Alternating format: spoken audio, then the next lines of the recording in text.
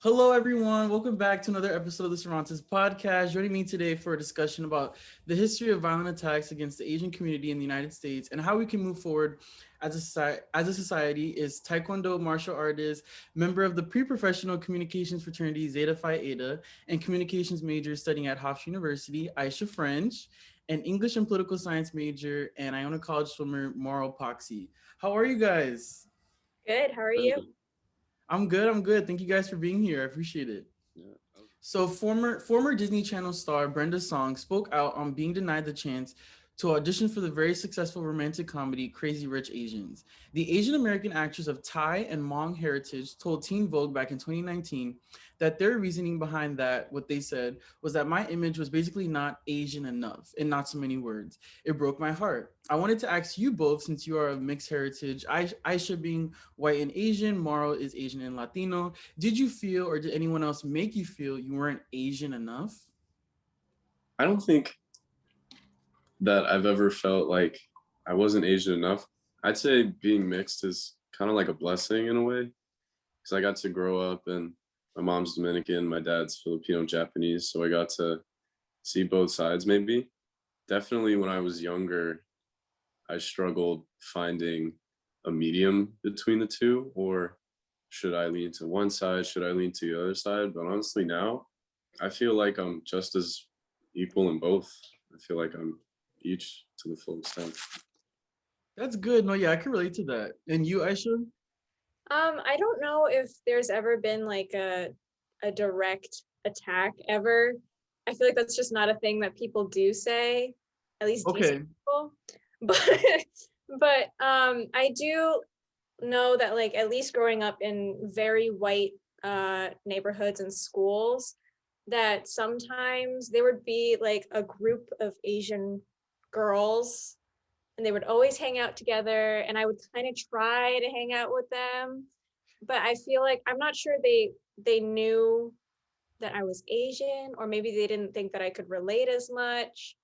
I don't know, but it was never anything that was directly mean or yeah. Okay. You feel like instead of like in your face, it was kind of like low key. Yeah, but I don't think it was, I don't know if it was malicious though. It might have just Okay. been like they don't know if I could have related. That's interesting. That's interesting. Yeah, and I think that goes back to maybe representation. Like not all people, not all black people look the same, not all Asian people look the same. And I think because we don't see that nuance in media, I think that's maybe why some people think like, oh, like because she or he doesn't look like me, then they can't relate or like I can't be friends with them. So that's very interesting. It's very interesting. According to a 2018 New York Times style magazine titled "Why Do Asian Americans Remain Largely Unseen in Film and Television" by Tessely LaForce, she reports that a recent study by the University of Southern California's Annenberg School for Communication and Journalism showed that Asian Americans representing only 1% of all leading roles in Hollywood.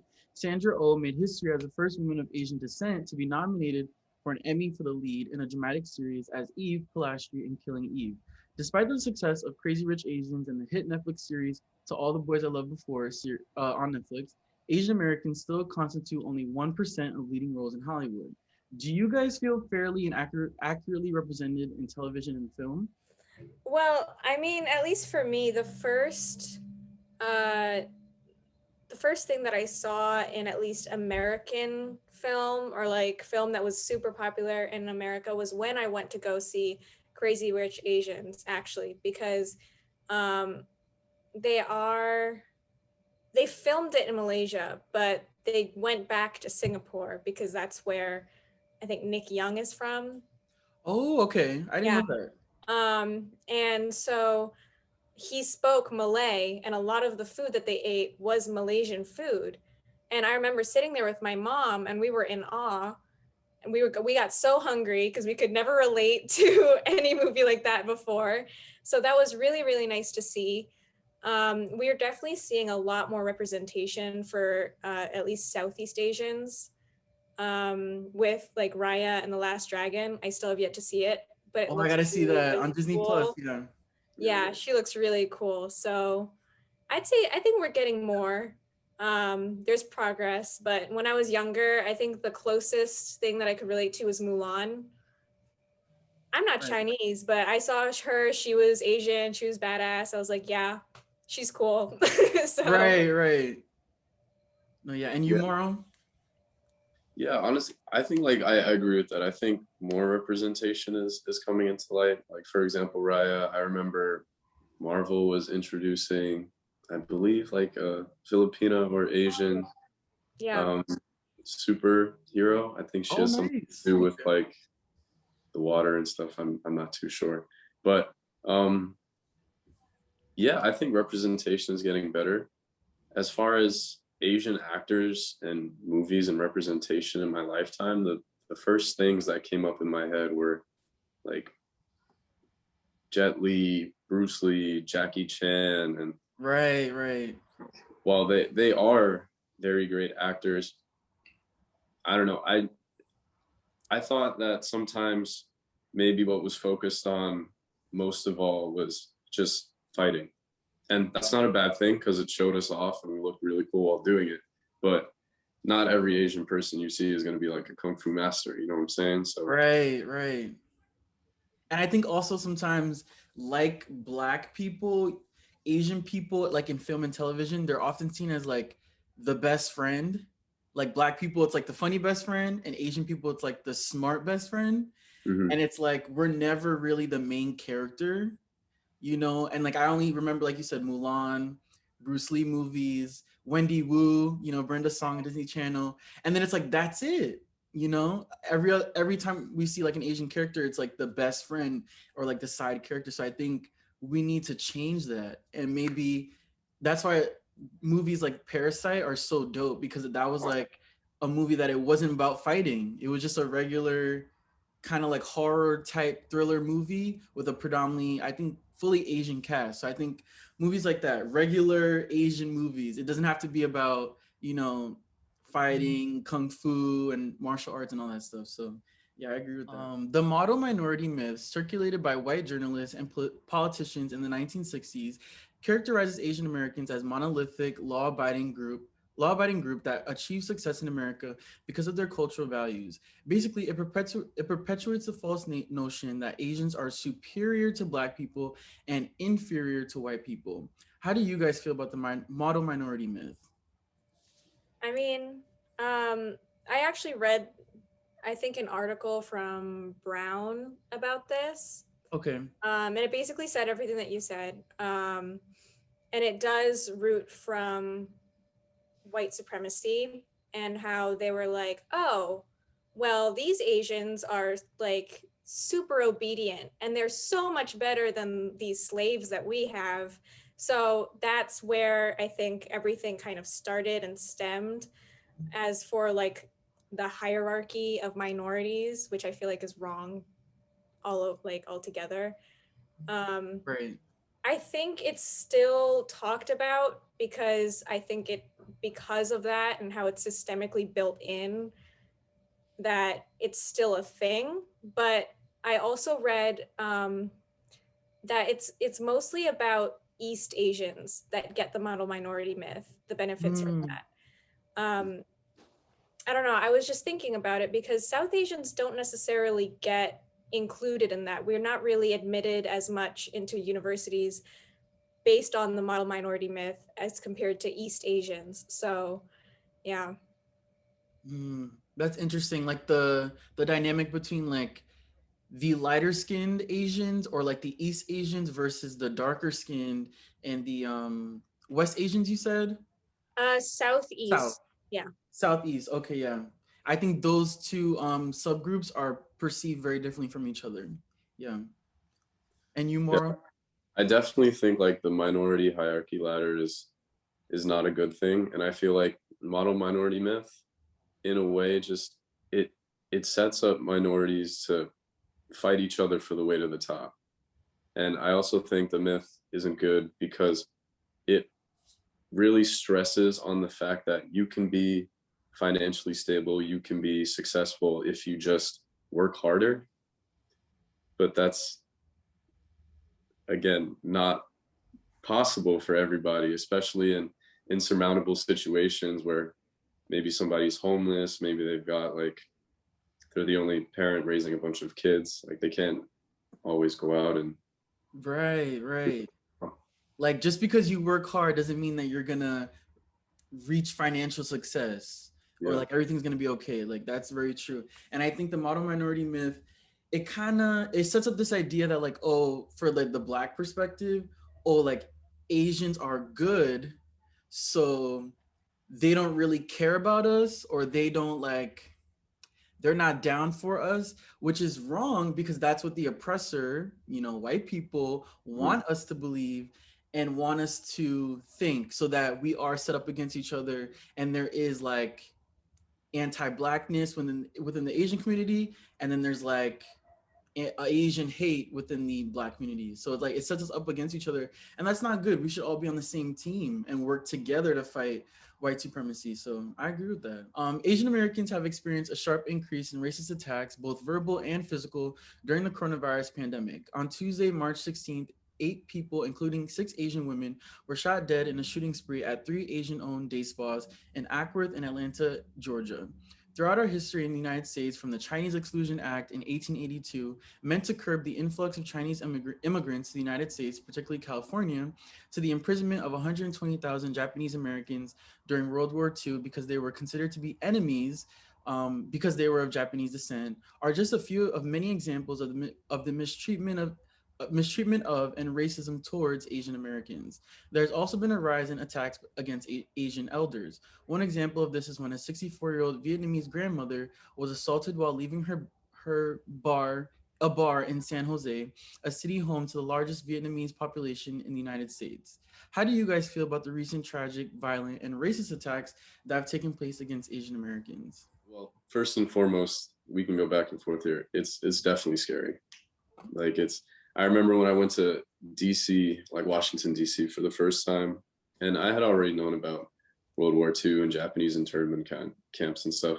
But when I actually got to go, I believe it's the National Museum of History or something like that in DC, I got to see the full exhibit and displays from the families that were actually in the camps. And I don't know, just now it kind of reminds me a little bit of that. Not in the same way, not like we're being put in camps and anything, but it feels like there's a target, at least right now. Yeah. And I think it's important to realize that like this is not new. The Mhm. what's happening right now against, the overall AAPI community, this has been going on for years. So I think again with the model minority myth, oh, like why is this happening to Asians? People are so surprised. It's like this is not new. Just like, the treatment towards Black Americans, it goes back centuries with how we've been treated in this country.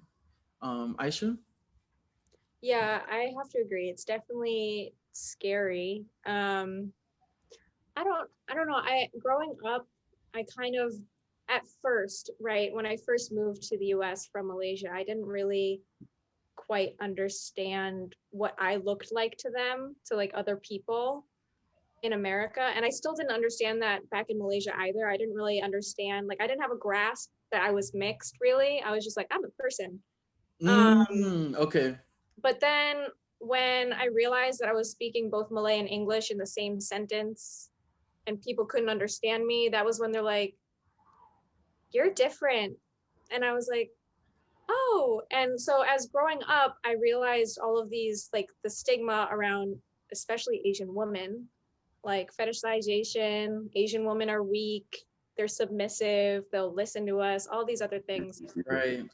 I think that really shows now with all the attacks against the elders who are supposedly submissive, non-confrontational, and not speaking up about it. And so it's even scarier because within Asian culture, at least within Malay Asian culture, we really respect our elders. Like we care about our elders so, so much. And to see them being targeted is especially scary. Like I told my mom, I keep forwarding her all these articles, and I'm like, you need to be careful. Please don't go anywhere alone. It's Like I know we dangerous live, out here. yeah, I was like, I know we live in a nice and like safer neighborhood, but still, like anything could happen.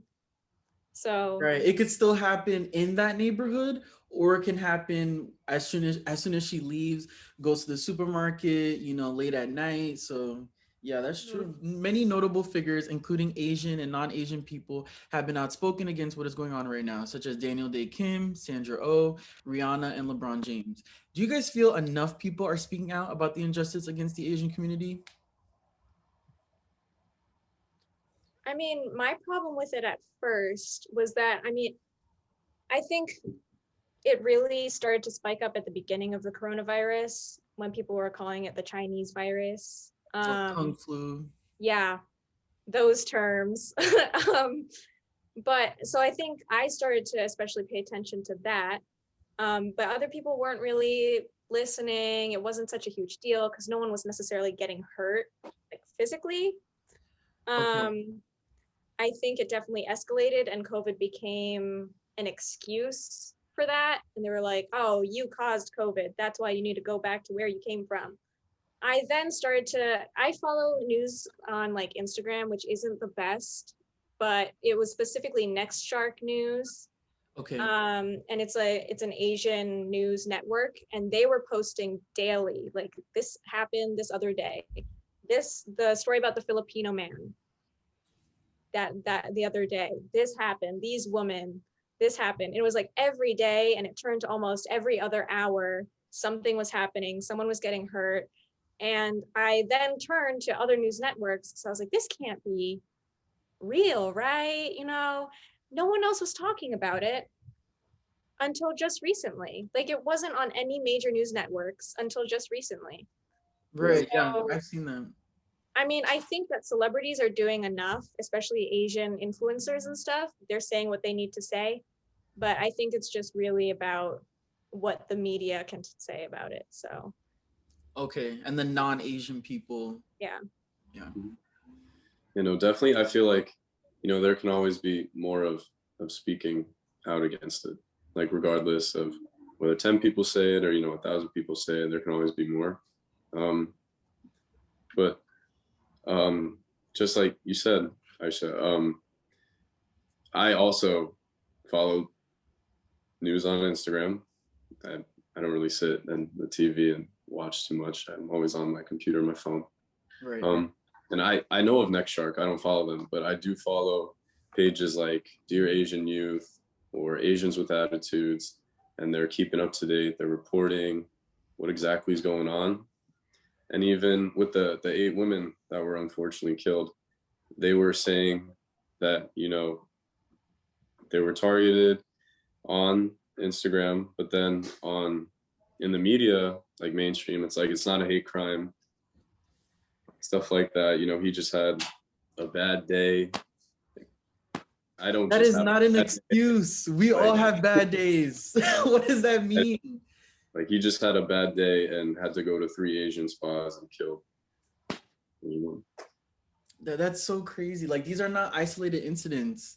Like that's a hate crime. That is racism. Call it what it is. I wanted to ask you guys, like, I think oftentimes as young people, we sometimes like we're afraid to speak up because we don't want to ruffle the feathers because our Instagram followers or whatever. Do you guys ever feel scared to like repost or say something or comment back to people? I think Um, you can go first. um, I've never felt like scared to repost. I've Okay. always been conscious about reposting. Like maybe I don't want to post this as it's so fresh, or I'll post this one because this is something I've seen that probably has the most impact. Um, I'm not one to start Instagram comment wars or anything like that, but I think when I choose to repost something, I know that at least a majority of the friends that I have will understand it, and there might be a few that don't disagree or don't see it in the same light, but at least the ones that understand it outweigh the ones that don't. Right. So I feel like you're the type to like delete a comment if you see somebody's talking crazy. So yeah. And you, Aisha? um, I also don't think that I really would go into a comment section and reply to someone, but I've definitely gone through comment sections and like liked the ones that I agreed with just Okay. to show them. I was like, yes, good point. As for reposting on my story, I do repost a lot on my story, but I do try to make sure that it's like correct and I'm not putting some fake news out there. Right. Fake news. Yeah, right. But I think the only time that I was actually not scared, but worried about the way that my friends would take it is posting about Asian hate during Black History Month. Oh, that's That was interesting. really, I was worried about that because I didn't want people to think that I was going out of my way during Black History Month to post about Asian hate. It was just, this is happening. But I also was worried because I was like, it is Black History Month. And that always matters, you know?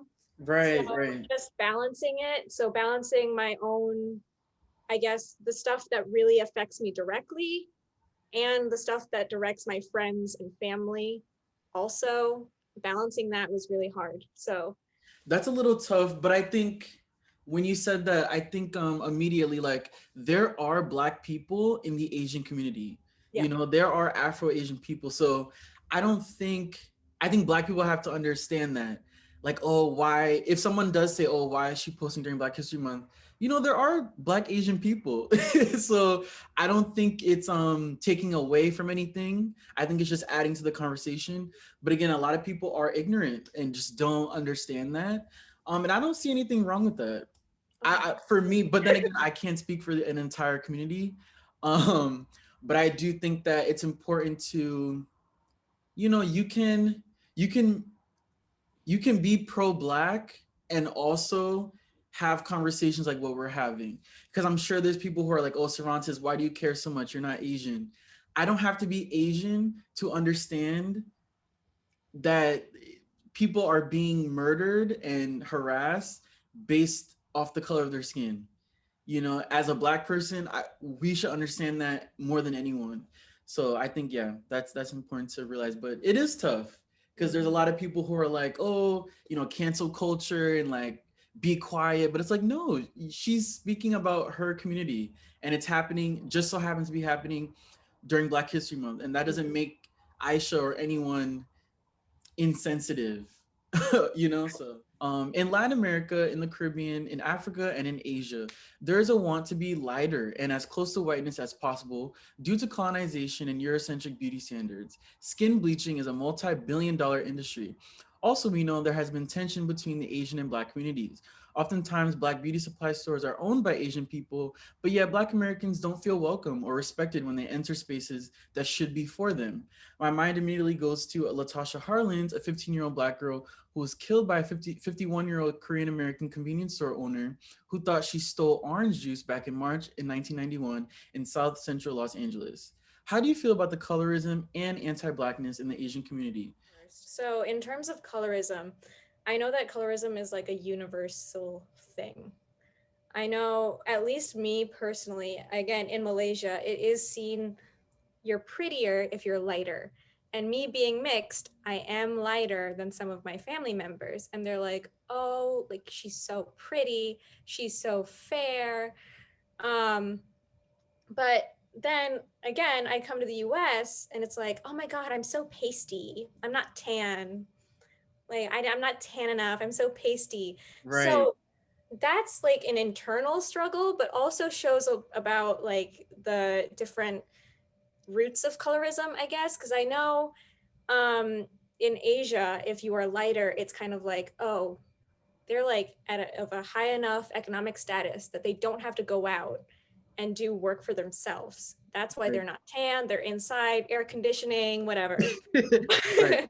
But in the US, it's better if you're tan because that means you have enough money to go and travel for on vacations and be like, yeah, I tan because I went to Aruba this summer. Like, you know?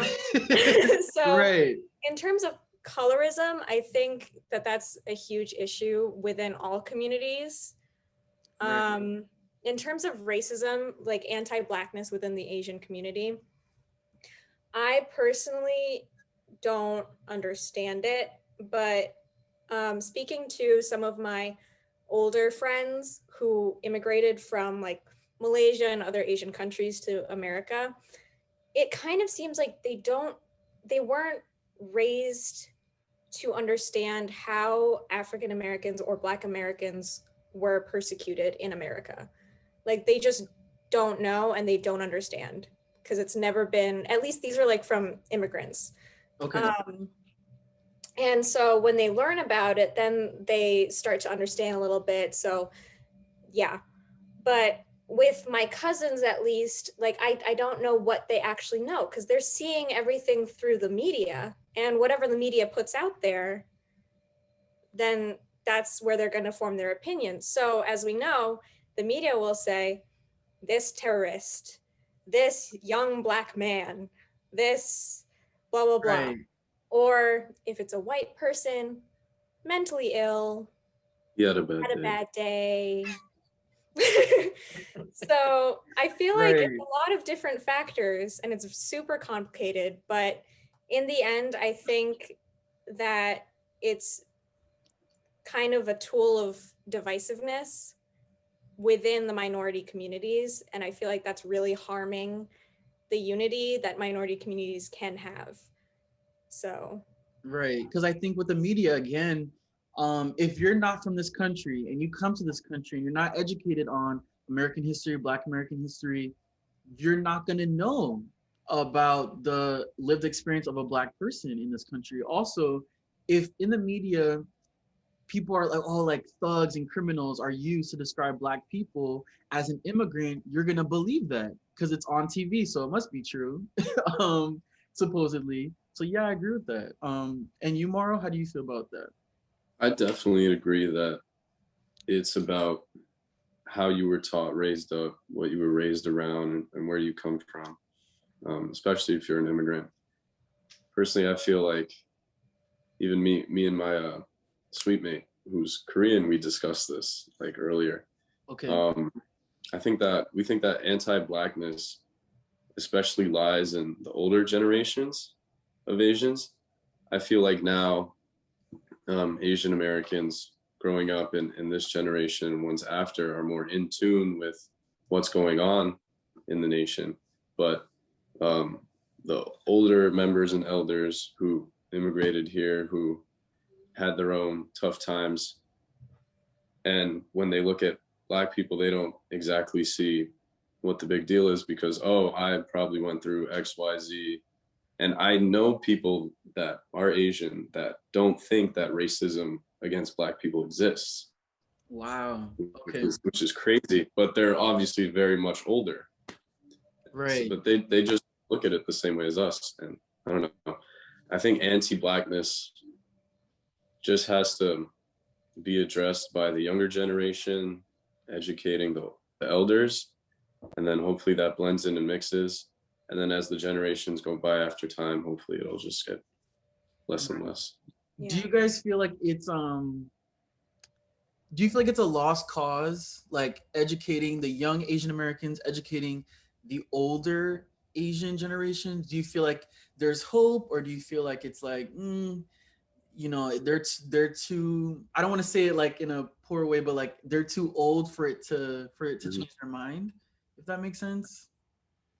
I think that I guess I'll just use a family perspective first. Maybe I'll say like a son and his parents, or like a son and his grandmother. I think if their family relationship is open enough that they're willing to listen, Mm-hmm. and um, they love their son and they value what he's learning, what his experiences are in this new generation and time, then I think they'll be able to listen and adapt. But at the same time, I do think that there this doesn't speak for all, but that there will be some that are just so rooted in the ways of their ideal thinking that they might not want to budge.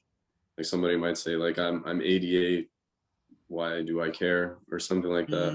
As Okay. rude as rude as that sounds. Yeah. Um, And to add on to that, because I do agree with that, is that I do think that I mean, all I could really say to the other Asians of our age is don't be afraid to talk to your parents about it, because it's a really hard conversation. I can only imagine just trying to make them understand and say, hey, this is what happened historically. Look at it, read about it. Please try to understand. And if not, it really matters to me and my generation, and this needs to be changed. Because I feel like that will only foster more communication. And if we kind of treat it like a lost cause, then I feel like that's just giving up. And I'm not a fan of that. But I do understand that it's a really, really hard conversation within families. Um, oh, I was going to bring up, if you've seen Do the Right Thing by Spike Lee. Oh, okay. I got to see that. I heard Yeah. that's a good one. Towards the end, there's kind of this, something happens.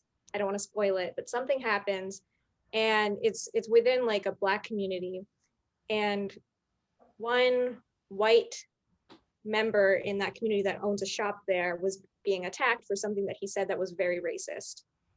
And across the street, there was this little, I think, a Korean grocery store or something.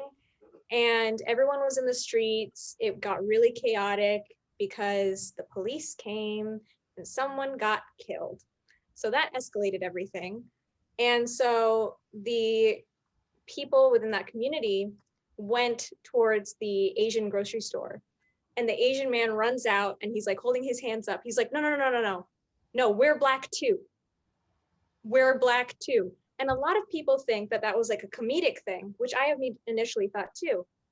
But I also kind of understand, like, in a way, he was kind of just saying, like, we're minorities too. Like, we're struggling too. Maybe not in the same way, but we understand, you know? Right. There's similarities between what Asian Americans have gone through and what Black Americans have gone through. Yeah.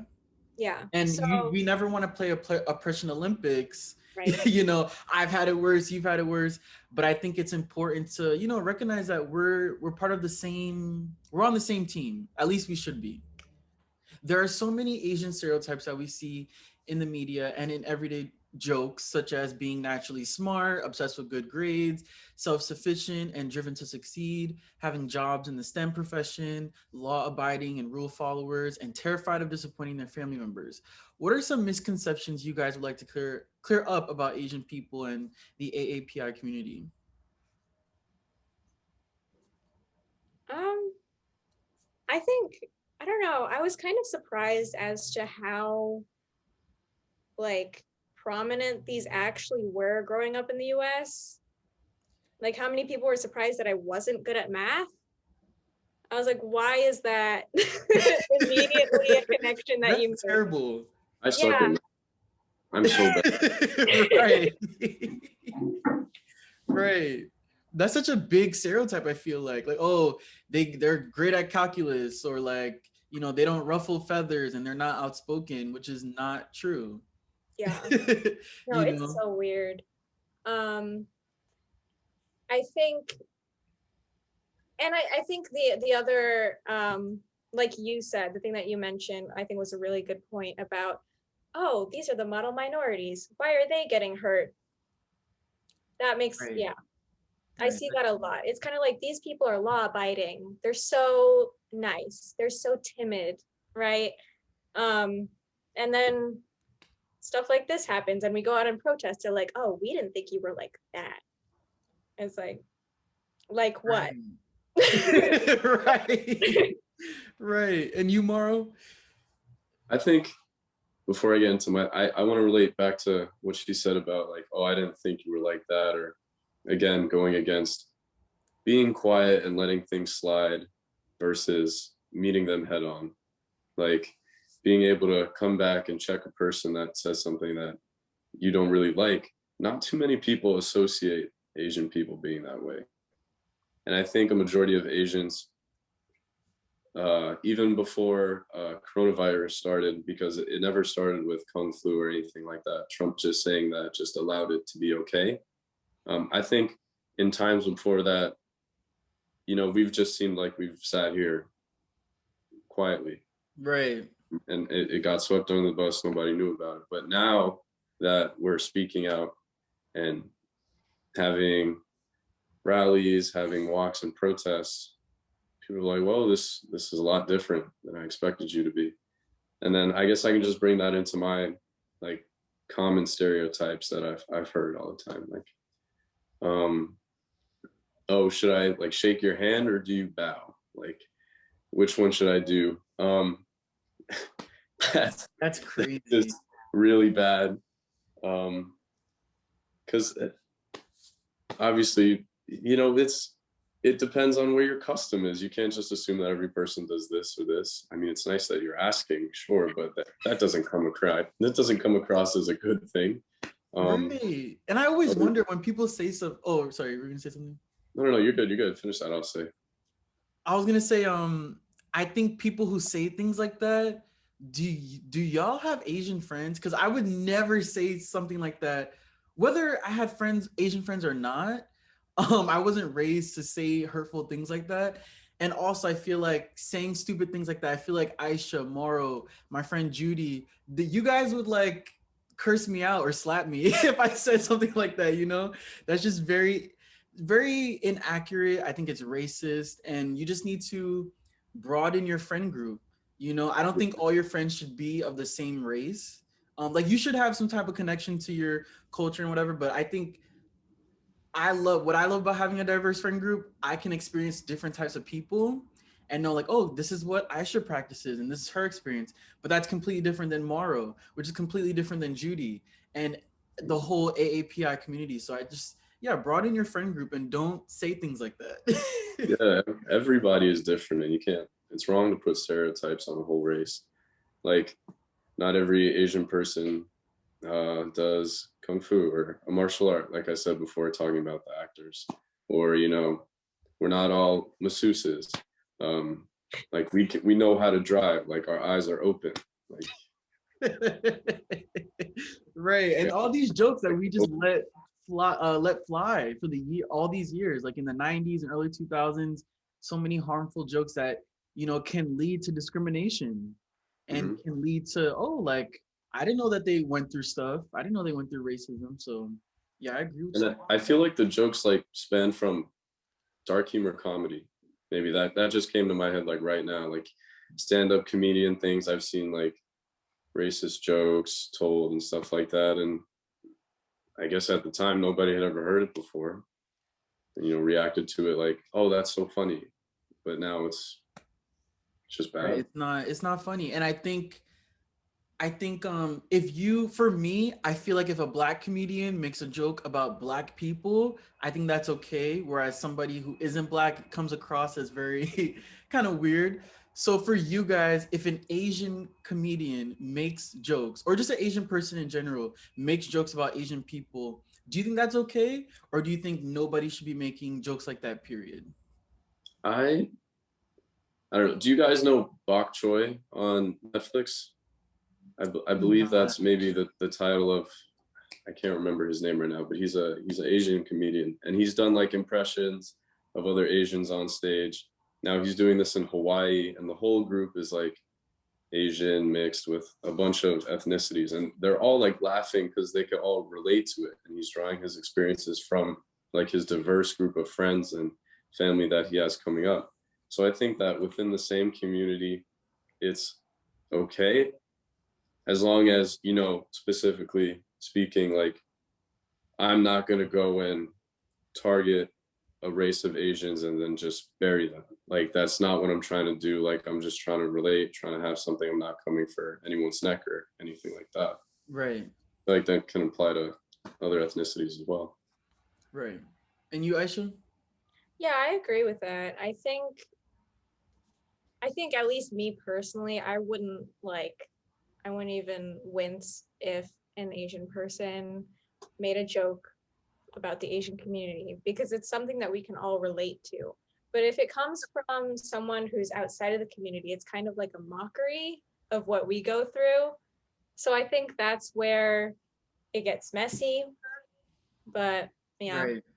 Yeah, be careful. I don't think you should speak on or joke about things that you don't know. because you're joking about it, and while it may be true to the Asian community, you can't relate. So it's like it doesn't sound right coming out of your mouth. It can be quite difficult embracing your culture in a country like this, and also being mixed like the two of you are. Do you have a strong sense of your Asian identity and culture at home? And do you feel strongly connected to your culture? I think for me, at least my experience with being mixed is that in America, I definitely see myself as more Asian, and in Malaysia, I definitely see myself as more like white American, which is super interesting. But I think that stems from how other people see me, which I think is the biggest problem about that. As and like at home, definitely it's very I love going home because my mom is there. She cooks Malaysian food. We speak in Malay. I've always been super proud about my Malaysian culture and stuff like that. So I'm proud to be Asian. And As you should in be. that way, yes, thank you. In that way, it's been really good for, I don't know, just That's being, good. yeah. That's good. Because sometimes I think when you're mixed, it's like on one side you might feel more, and then the other side you might feel on the other. Or sometimes like I know I could speak to like being Jamaican and Puerto Rican. When I'm with my Jamaican family, I don't feel. Sometimes I don't feel included because I don't speak the dialect, and I'm not. Yeah, like I don't speak the dialect, and some Jamaicans can be very like, oh, well, if you don't speak it, then you're not really Jamaican.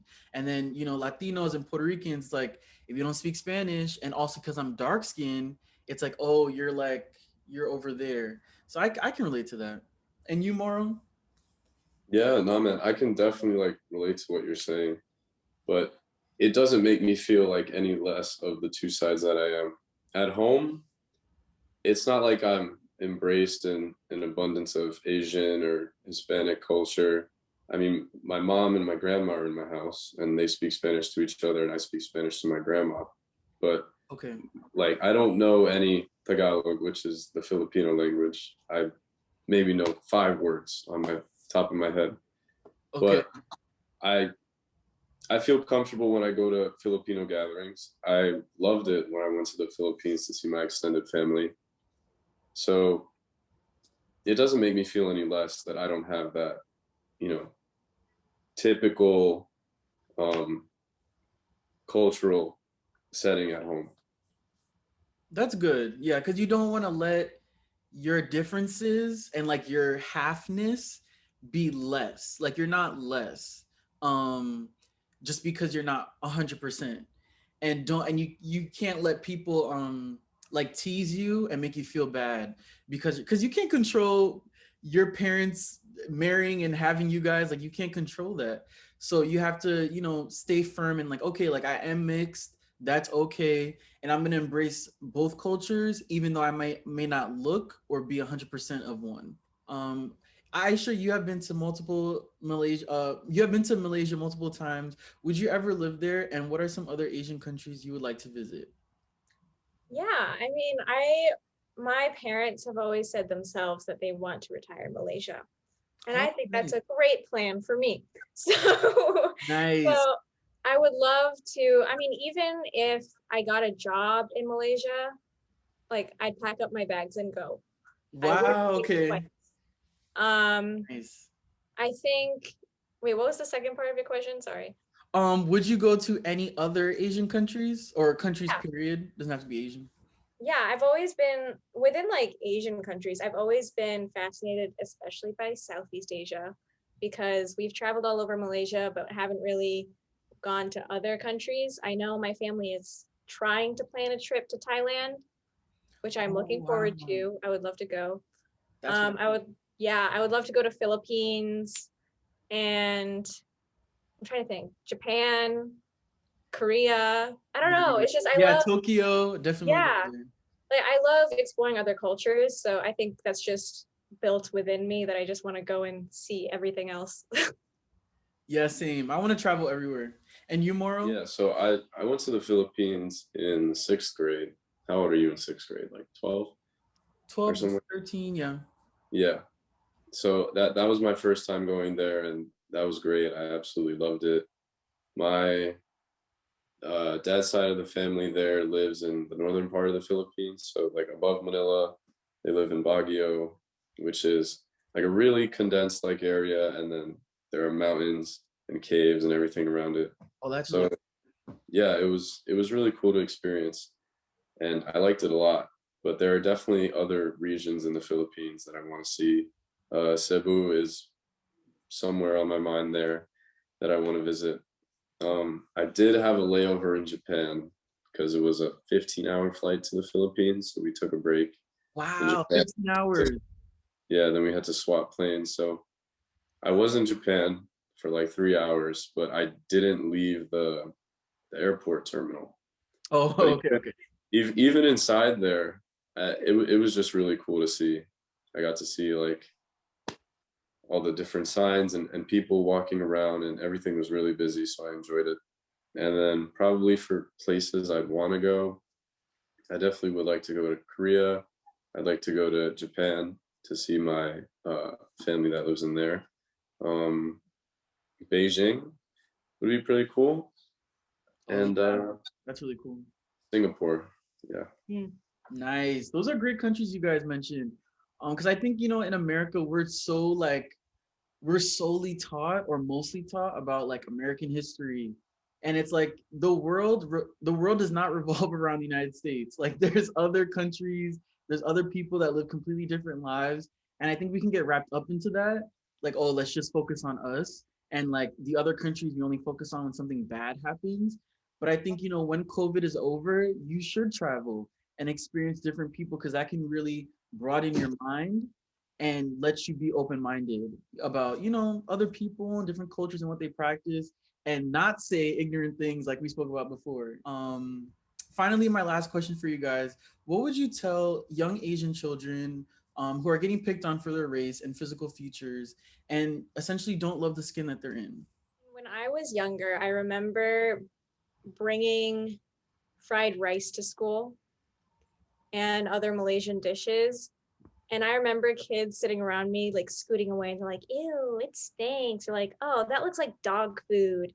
Um, and that wasn't like that great for little Aishah either, because I already had a really poor appetite. So when I would go home and my mom's like, why didn't you eat any of the food that I made for you? Right. And I know that that still goes on because I have a little brother that does go to school and he's experienced the similar things. His friends have too. So at least within that situation, I would just say like still bring the food.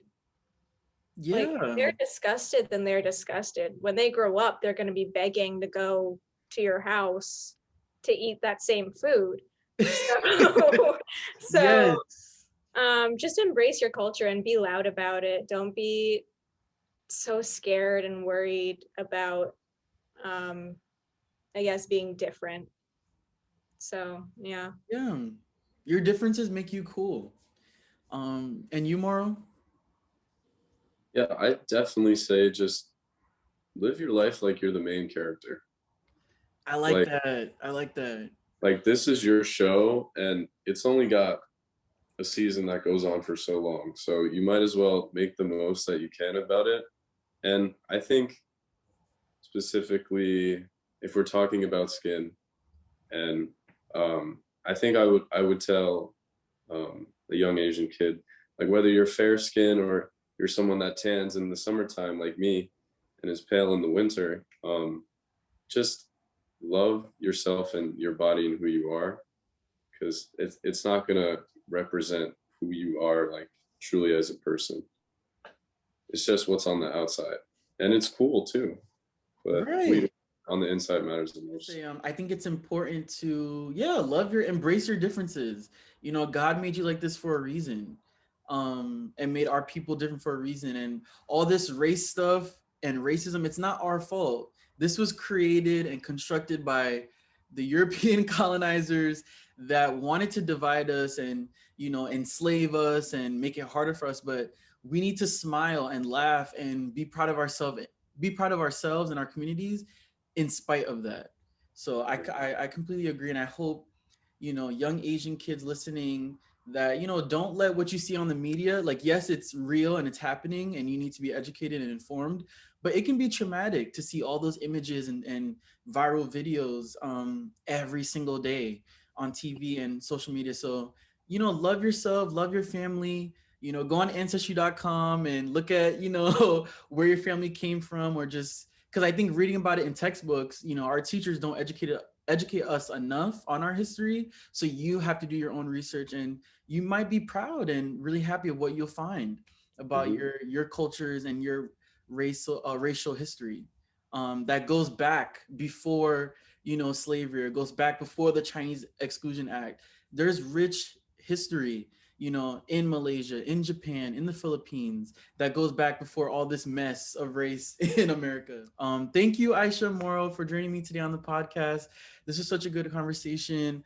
I want to let my Asian listeners and people of the Asian community as a whole know that I stand with you and do not tolerate Asian hate or racism at all. I will continue to use my voice and platform to raise awareness and fight back on racist rhetoric towards Asian people and any marginalized community.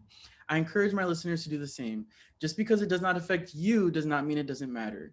Let's have some compassion for people. I believe that is the only way we can move forward. I wanted to leave you all with this quote from the late Reverend Dr. Martin Luther King Jr. Injustice anywhere is a threat to justice everywhere. Thank you guys for listening.